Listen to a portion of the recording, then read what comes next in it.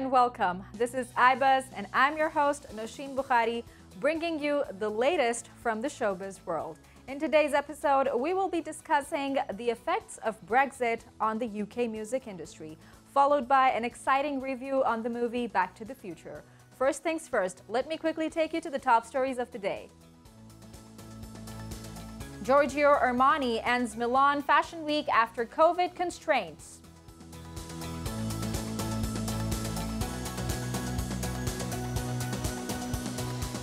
Radiohead, New Order, and more artists call for overhaul of post-Brexit touring rules.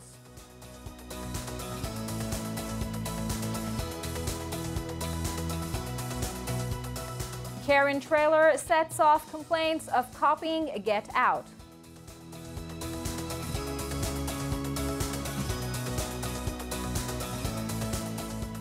The new Suicide Squad trailer has dropped.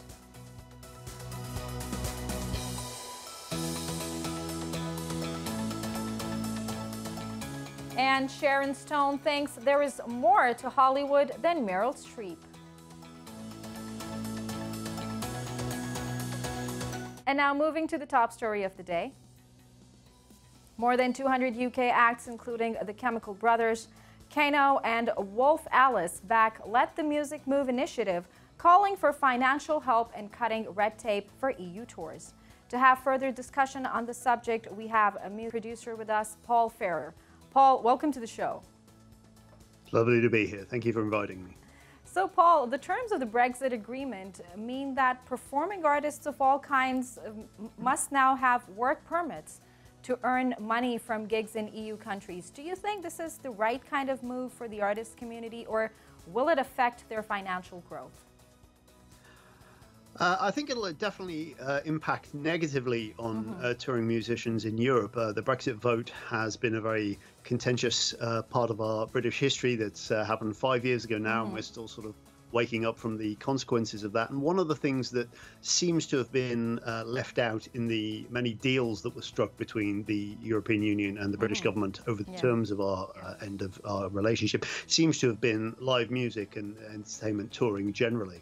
One of the problems has been that because it was left out of that, there seems to be quite a lot of ambiguity about what we can and can't do. And it's resulted in a very bureaucratic sort of negative situation where previously touring musicians could tour freely throughout Europe. Now, of course, they can't. And there are all sorts of bureaucratic restrictions to do with coach things, transport, travel, how that's paid for, when you earn money. So there's an awful lot of paperwork. And this campaign, Let the Music Move, I think is a very positive campaign because it allows us to talk directly to the British government and say, you know, we need help in this area. Please get together with your EU counterparts and try and figure a resolve for this. Unfortunately, there seems to be a bit of a bureaucratic logjam here because the European Union appear to be blaming the British government and the British government appear to be blaming the European Union. I think this is a great example of British musical acts getting together en masse and showing solidarity and supporting each other, because obviously the big headline names of this are bands like, you know, Radiohead, acts like Sir Elton John and Ed Sheeran and all these people. And to be honest, you know, I think it's a very long time since Elton John filled in a customs form of any kind. I don't think it's these big bands that are going to stop touring. I think what they're doing is they're showing, you know, great solidarity, and fair play to them for that, for a lot of mid and smaller acts that the difference between being able to tour or not could be the difference between, you know, having to negotiate vary all these carnet fees and all these sort of visas and all that stuff could make the difference between the tour happening or not. So we, you know, as always, we're very, very grateful for headline acts and headline bands to put their names forward in this way to try and get some attention from both sides to try and resolve this issue. Right. And Paul, British music acts, including just the way you mentioned Radiohead and the Chemical Brothers, are calling on the UK government to offer financial support to help artists tour the EU post-Brexit. Do you see any silver lining in this? I mean, do you think this call is going to be helpful? I think yes. I mean, I think it's a very good and sensible thing that we're asking for. I mean, I think in terms of it's not just about money. I think this is more about political consensus. One of the negative things of Brexit, obviously, is that there are complications and there are potential problems here. But one of the positive things about Brexit is that it allows us to speak directly to our lawmakers, and that we make laws that we can act on very quickly. We see one of the positive examples being our vaccine rollout in terms of the COVID vaccine, in terms of how we're way ahead of all of the European countries because we can sort of move a little bit more independently and all those sort of things. So I think this is one of those moments where big name acts that are have quite a lot of say in a big microphone can directly address the Department of Culture, Media and Sport and say, look, this is one area that is going to benefit all of us if we sort it out. So let's not forget that the British music industry is huge. It's a £6 billion industry. It employs 200,000 people, and we really punch above our weight internationally. There's a real hunger for our British music and British bands and artists traveling around. So I think it's in everyone's interest to get some help and to get the Department of Culture, Media and Sport to focus on this issue and try and find a way through, because the world of smaller and emerging artists that come through, that's where the next generation Ed Sheerans and Dua Lipas and Radiohead are going to come from. So it's important that they have a fair access to all of those markets and that the concerns are taken seriously. Right. And Paul, touring vehicles registered in the UK are now only able to make 3 stops in the EU before returning home, making multi-stop tours unviable. Previously, UK companies and artists could earn money across the EU unimpeded. Do you think this limitation will take the touring music scenario to a danger zone? Yeah, I mean, I think that's one of those really sort of silly bits of bureaucracy. It's really silly. There's absolutely no reason for this to be, and yet it is one of those negative things of this is kind of like, in a divorce, who gets all the CDs? This is where one of those areas, in the grand scheme of things, our relationships with our European partners have always been very strong, and they continue to be so. We look at sort of petty things like you say, touring buses having to go and then turn back to England and all that sort of stuff. That's such a silly thing, and it's one of those things that really could be sorted out if the upper levels of government on both sides were to sort of get together and reach some sort of consensus. Because as we see, live music is great for every economy that it touches, not just the UK economy, money it brings, but it's great for local economies. When Pink Floyd roll up into a city, the city does well because of it, because of all the knock-on effects of hotels and hospitality, those sort of things. So it's one of those things that I think this is great that big artists can fly the flag and raise awareness of this issue. Just try and get everyone to just step back a bit and be a bit less silly about it, because there is an absolute way that that all sides can benefit from this if we can find some consensus and just sort of pull back a bit in the sort of the rhetoric and the usual political knock backwards and forwards, because ultimately it's people that suffer because not having access to the artists and the music that they love from both sides, and that includes European artists coming to the UK for festivals and various things. It seems one of those areas where there's mutual benefit all over, and it seems sad that it wasn't addressed at the Brexit negotiations, but it's still never too late to renegotiate. Right. And Paul, also, how effective do you think that the movement like Let the Music Move can be, where more than 200 UK artists have asked the government to do more to support the future of the music industry and mitigate the Brexit-related impacts of restrictions, costs and delays on European touring?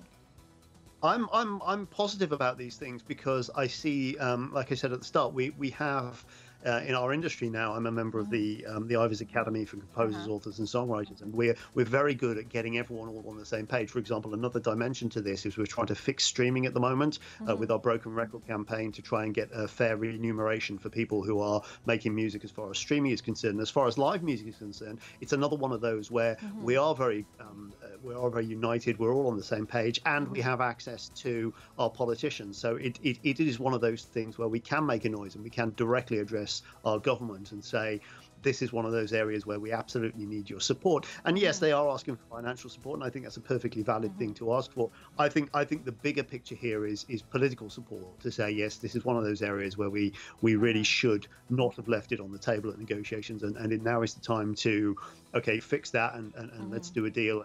They are doing side deals with smaller countries. I believe they did a deal with Norway to sort of fix this problem. But obviously the EU is a big sticking point. So this is one of those areas where we're kind of, I think, putting pressure on the government and giving them our support to say, look, get in there and fight for our rights, because this is going to hurt us if we don't fix it. And it's good for the economy because we're so vibrant. It's such a great export that we have in terms of British, because it sells overseas. Right. And I would also like to know your take on the additional baggage of work permit for the UK artists, which is yet another new challenge. Yeah, I mean, trying to get musicians to fill in any kind of form and any kind of bureaucracy and paperwork is usually a recipe for disaster if you know any musicians, and I'm one of them. But it is one of those things that is another stumbling block, another reason not to do it. And it's not just bits of paper or bureaucracy. It's usually that these things come with fees. A lot of the time they come with restrictions, as you mentioned earlier, with regards to timings, instead of how long you can stay in a certain country, or how much you can earn in a certain country, where you can go. And obviously when you're trying to plan a pan-European tour, or when you're trying to plan sort of festivals throughout the year, as a lot of bands rely on, those restrictions and those limitations are not just bits of paper that need to be filled in. Sometimes these are very, very specific limitations about how long a person can stay there and what they can do and all the rest of it, which could absolutely tip the scales of them not bothering to do the tour at all, which seems like a shame. So it is definitely one of the main considerations that they're stumbling blocks, if you like, because obviously organising a tour is quite complicated anyway. This just adds a vast level of complexity on top of that, which obviously makes it less appealing for musicians to be able to do, and it makes it less cost effective, and some tours wouldn't even happen at all. Right. And Paul, in your opinion, what could be a more flexible approach to recognize and then fix these difficulties faced by the industry? I think in generally we just need the Department of Culture, Media and Sport to roll their sleeves up and get into a round table negotiation with the European Union and say that they have the support of British artists, and that British music is a recognised great flag to fly for our country in terms of not just money, but in terms of our cultural exports, in terms of our position in the media landscape and what we're known for. And I think I see no reason why the European Union shouldn't also get around the table and just try and hack this out. Ultimately, it is horse trading. It is just, it's a basic deal thing. We'll agree to this if you agree to that, and recognise that it's not just the splashy headliners. It's often small and medium-sized bands, and in relation to things like any type of theatrical entertainment and circuses and all those sort of other sort of things of travel backwards and forwards, that there can be reciprocal deals to be made. And there's no reason at all why we can't put our heads together and just, make this a priority. I think that's the key. That this is not just a small item on a contract. This is actually a very, very big section of British economy and life that we should be taking care of in terms of how we can the mechanisms to export it, or from our neighbours' point of view. So I see no reason why this can't happen, and I suppose this campaign is, we're very grateful for these artists for adding their voice to that campaign to push it to the front and centre to see if we can get some movement on this. Right, because otherwise, like senior musicians, Sir Elton John, they seem to be concerned with these reforms, where Sir Elton John declared that it will be a music catastrophe for the UK in the long run if nothing flexible is, opted as an approach. Yes, absolutely. And I think flexibility is the key here. I mean, like I say, you could get 1,000 people to talk for hours about the negative impact of Brexit, just as you get 1,000 people to talk for hours about the positive impact of Brexit. It is a change, and a change has happened, and this is where we are. I think the key now is to make sure that everyone, first and foremost, recognises the value of music, value of music universally, but also the value of British music, the value of British music to our economy, but the value of British music to other European economies as well, and recognise that it is in everyone's interests to sort this out. And Elton John's a great standard bearer for this and many other issues in the music industry, and we're very grateful for his voice in this issue, because it does allow us to raise the profile of this issue and hopefully get some traction between our government and the European government. Right. Paul, thank you very much for being with us today. It's my pleasure. That was Paul Ferrer with his thoughts on the effects of Brexit on music industry. And now moving to other story details of the day. Milan Men's Fashion Week wraps up Tuesday following Giorgio Armani's first live runway show since coronavirus that opened the door to a return to normality for the industry. Back where it all began was the name chosen by Armani, who is 86 years old. for his latest men's collection shown late Monday before a live audience. It was a fitting description for the industry, hoping to see the end of a punishing period of dismal sales and audience-free shows caused by the global coronavirus pandemic. Karen once again has the internet upset. The trailer for the BET thriller starring Taryn Manning, Corey Hardrake, and Jasmine Burke has set Twitter abuzz. The movie, written and directed by Coke Daniels, is about a racist entitled white woman in the South who terrorizes her new black neighbors. But for some, the film trailer was too reminiscent of Jordan Peele's 2017 hit Get Out, about a young black man whose visit with his white girlfriend's parents becomes a horror. The new project is also getting attention because some were not impressed by the acting, while others weren't convinced it was an actual film. The latest trailer for The Suicide Squad is here, thanks to some cast members who released it a little too early, according to director James Gunn. The trailer features the squad being recruited by Amanda Waller on a mission to destroy a Nazi-era prison and fighting Starro, a telepathic starfish. Gunn's version of DC supervillains features some stars from the first film, including Margot Robbie as Harley Quinn, Davis as Waller, Jai Courtney as Captain Boomerang, and Joel Kinnaman as Rick Flag. Sharon Stone has opened up about the iconography associated with Meryl Streep, adding that she feels she is a much better screen villain than the three-time Oscar winner. The star continued to list other actresses she believed were in the same league as Streep. She said Viola Davis is every bit the actress Meryl Streep is, Emma Thompson, Judy Davis, Olivia Colman, Kate Winslet. But you say Meryl Streep and everybody falls on the floor.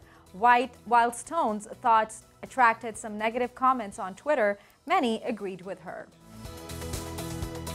That is it from Newsroom. We will be right back after a quick short break with a review on the movie Back to the Future.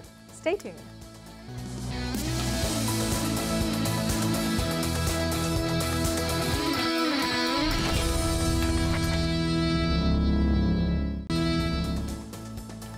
Welcome back.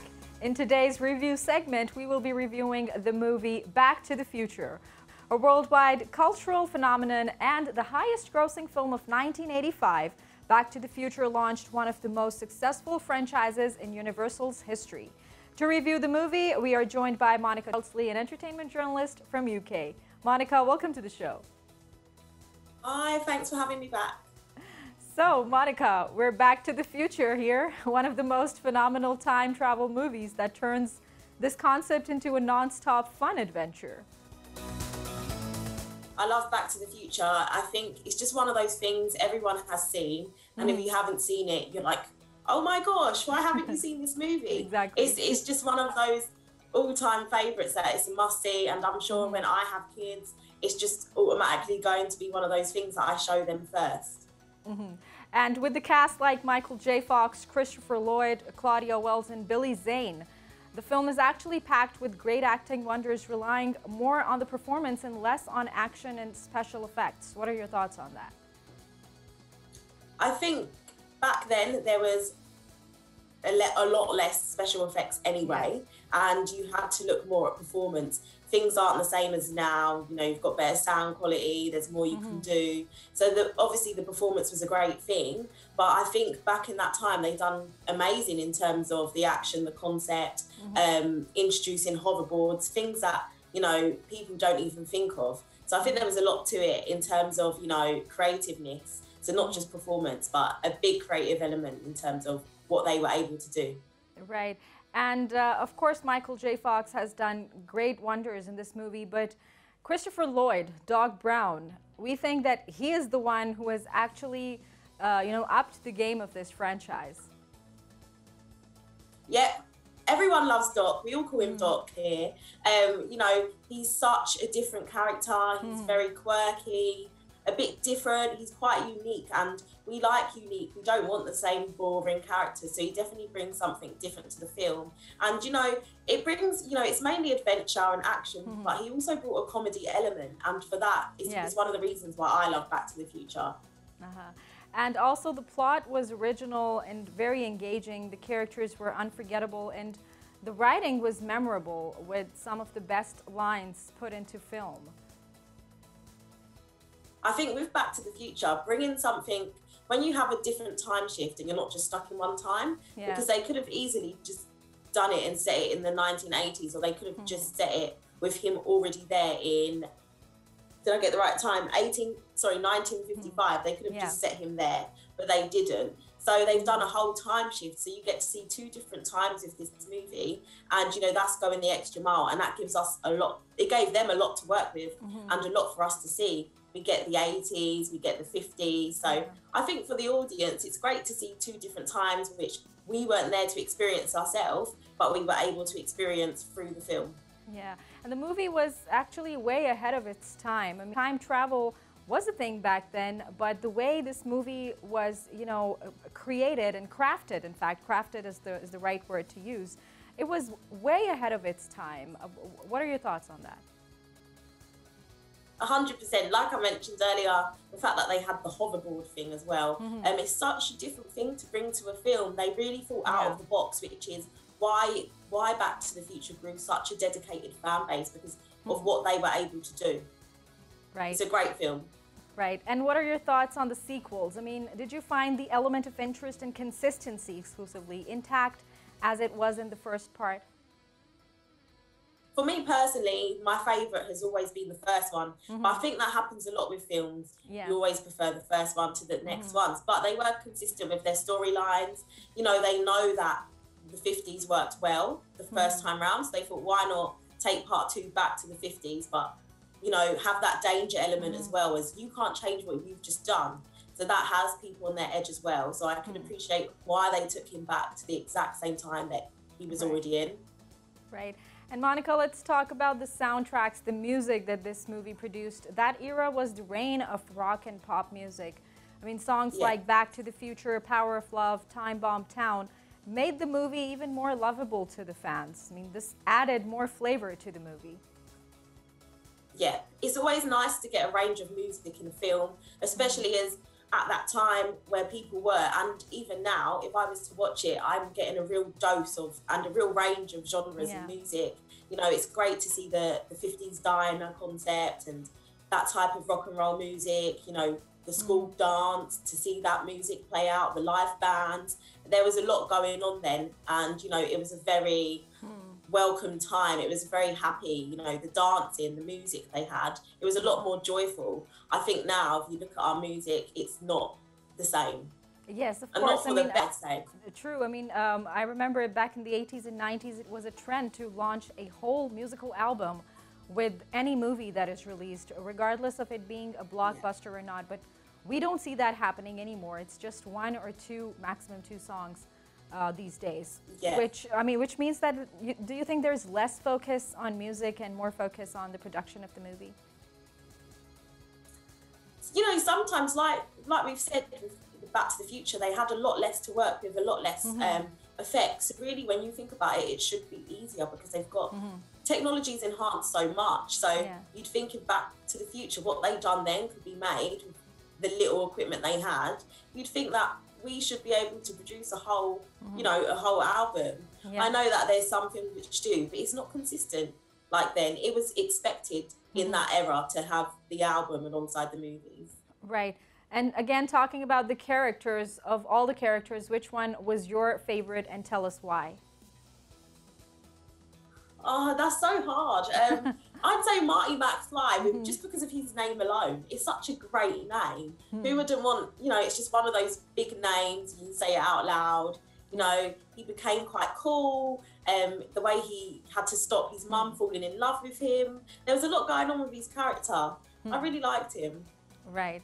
And Monica, comparatively, when we see a movie made back in 1985, and then when we compare that movie to dates movies, the story element is very strong in such movies. Like I mentioned it previously, that there seems to be more focus on the story and less on the CGI for so many facts. But do you think that, do you feel the same, that the story element, the strength and plot, is now missing from the movies these days, just the way it was as strong as back in 1985? Yes, I think that right now, you know, I think sometimes we could be seen as greedy. We always want the next thing coming out straight away. And I think filmmakers have a hard time with that. I believe that they rush things and it's not given the amount of dedication and time that the Back to the Future was given, you know. When I was reading up on Back to the Future, the filmmakers said that they had a hard time with other releases they did before that, before this one was the big one that they did. So, you know, they really tried to get it right. Whereas now it's like, oh, we've done part one, we need to get part two done now. Yeah. So there's a sense of urgency I think we have right now in the film industry, but I think that we can supply a lot of the time because it's not as thought through as it is from them. Right. And talking about sequels, I mean, as a fan of the franchise, would you want to, see another part of this movie? And if, let's hope for the best, if that happens, what would be your expectation from the sequel? Because it's been so long, you know, I think it would be highly wanted because it's been so long. You'd want to see it even if you're in a different headspace from when you last saw it, because it's such a classic and it's been so long that they could bring it back. It would still be thought through, and we're not expecting it to come tomorrow because the last one was so long ago. I think they should. I really do. But what I'd expect from it, I think it would be nice if they'd done like a little preview of all the past three for the first opening sequence, and then be thrown into a completely different time.